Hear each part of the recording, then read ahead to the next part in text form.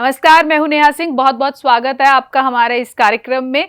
आज मैं बात करने वाली हूं जॉइंट्स पेन की, क्योंकि अक्सर हम देखते हैं सर्दियों में बुजुर्गों को काफ़ी जॉइंट्स पेन हो जाता है। लेकिन ये जॉइंट्स पेन सिर्फ सर्दियों और बुजुर्गों तक अब लिमिटेड नहीं है।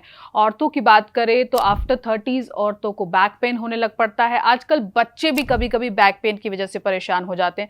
तो ये जॉइंट्स पेन विटामिन डी की कमी से है, सर्दियों की वजह से है, और भी इसके कई कारण हो सकते हैं, क्योंकि हमें सिर्फ एक लिमिटेड चीज़ें पता है।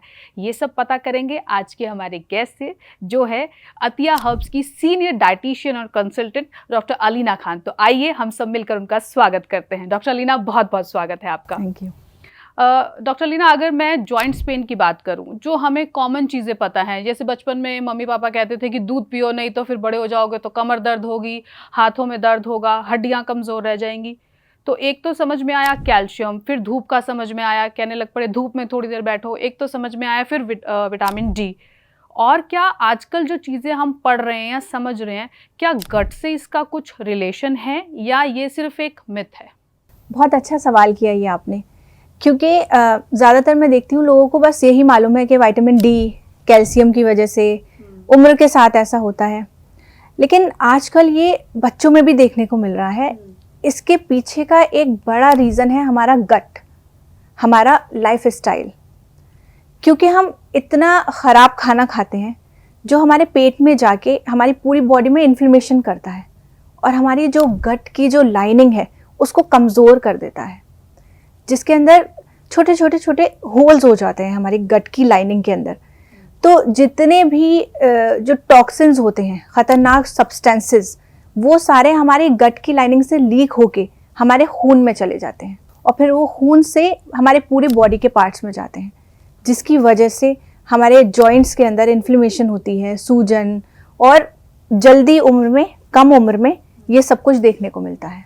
मैम, आपने गट का तो समझाया कि जो हमारा लाइफस्टाइल है जैसे भी है, लेकिन कुछ चीज़ें ऐसी होती हैं जो असल में हेल्दी होती हैं। चाहे हम उनकी कोई भी चीज़ बात कर लें, एग्जाम्पल मैं टमाटोज़ की बात कर लूँ, बैंगन की बात कर लूँ, ब्रिंजल की बात कर लूँ, लेकिन कुछ लोगों के लिए यही अच्छी चीज़ें बुरी भी होती हैं। देखिए, ये सब चीज़ें बहुत हेल्दी हैं जैसे आपने कहा, और नॉर्मली हम इसको ले सकते हैं, कोई बुराई नहीं है। लेकिन जिनको जॉइंट्स पेन है, मतलब उनकी बॉडी में इन्फ्लेमेशन है, और जॉइंट पेन के अलावा भी किसी भी तरह की इन्फ्लेमेशन है, तो जैसे टमाटर हो गया, आलू, बैंगन, ऐसी सब्जियों को अवॉइड करनी चाहिए, क्योंकि उनको कहते हैं कि ये सब्जियां नाइट शेड्स वेजिटेबल्स होती हैं, ये हमारी बॉडी में जाके और ज़्यादा इन्फ्लेमेशन करती हैं। तो अगर आप इन सब्जियों को यूज़ करते हो, खाते हो, तो आपकी बॉडी में और ज़्यादा इन्फ्लेमेशन बढ़ सकती है। तो मैम, जैसे कई लोगों को गठिया की प्रॉब्लम होती है, तो क्या उनको ये सब्जियां अवॉइड करनी चाहिए या वो खा सकते हैं, ऐसा कुछ नहीं है? देखिए, अगर आपको प्रॉब्लम बहुत ज़्यादा हो रही है तो इसको स्ट्रिक्टली अवॉइड करने के लिए मैं बताती हूँ, क्योंकि जैसे मैंने अभी आपको बताया, ये इन्फ्लेमेशन करती हैं, आपके दर्द को और ज़्यादा बढ़ाएंगी। आप जो दवा लेंगे शायद उसका असर भी ज़्यादा ना हो, फिर दवाई पे ब्लेम जाता है कि हमें दवा सूट नहीं कर रही है। तो ये भी एक रीज़न हो सकता है कि हम जो खाते हैं वो हमारी बॉडी में जाके कुछ ना कुछ रिएक्ट करता है, कुछ हमारी बॉडी में रिएक्शन होता है।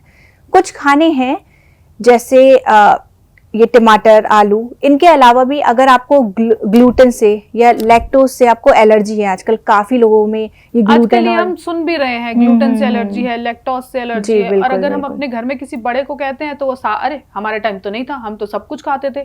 तो क्या उस वक्त बॉडीज पे इसका इफेक्ट नहीं था? आजकल हो रहा है या उस वक्त था, लोगों को पता नहीं था?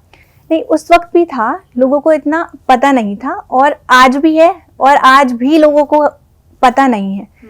जो थोड़ा एजुकेटेड लोग हैं उनको, वो बहुत अवेयर हैं इस बारे में, लेकिन बहुत सारे लोग हैं जिनको परेशानी होती है। लैक्टोज एक ऐसा सब्सटेंस है जो दूध में रहता है। दूध पीने के बाद लोगों को पेट में दर्द, डायरिया हो जाता है, वॉमिटिंग, डिस्कम्फर्टनेस होती है, तो वो समझ नहीं पाते कि किस वजह से हो रही है। तो उसको पता लगाना बहुत ज़रूरी है। अगर आपको लैक्टोज से, अगर आपको ग्लूटेन से एलर्जी है, तो आप जॉइंट्स पेन में, अर्थराइटिस में, या आपको किसी भी तरीके का दर्द है, तो ये भी आपको अवॉइड करनी चाहिए। अगर आप दवाई ले रहे हैं उसके साथ ये सारी चीज़ें ना लें, और एक बार आप ठीक हो जाएं तो स्लोली शुरू कर सकते हैं। मैम, जैसे जिनको लैक्टोज का इंटॉलरेंस हो, तो क्या उन्हें दूध बिल्कुल अवॉइड कर देना चाहिए, या वो कुछ कुछ उसमें ले सकते हैं, कुछ मात्रा में ले सकते हैं, या कुछ मिक्स करके ले सकते हैं, ऐसा कुछ होता है ऑप्शन? देखिए, काउ मिल्क और जो दूसरे दूध के सोर्सेज हैं, बफलो मिल्क, ये सब मैं अवॉइड करने को ही कहूँगी, क्योंकि इसमें लैक्टोज होता है, और लैक्टोज अगर आप लेंगे, अगर आपको इंटॉलरेंस है, तो जाहिर सी बात है आपको कुछ ना कुछ प्रॉब्लम आएगी। तो उसके आप ऑल्टरनेटिव्स ले सकते हैं, जैसे कि बादाम का दूध या ओट्स का दूध होता है, वो ले सकते हैं, या एक फर्मेंटेड दूध भी होता है, केफीर। उसके बारे में लोगों ने बहुत कम सुना होगा, लेकिन ये दूध को फर्मेंट करके एक ड्रिंक बनता है, जिसको लैक्टोज इंटॉलरेंट जो पीपल हैं वो भी ले सकते हैं।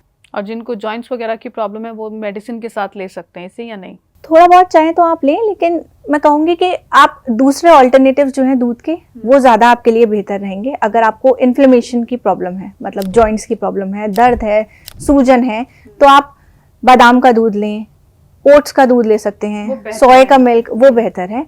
लैक्टोज अगर आप इंटॉलरेंट हैं उससे, तो आप अवॉइड ही करें तो बेहतर है।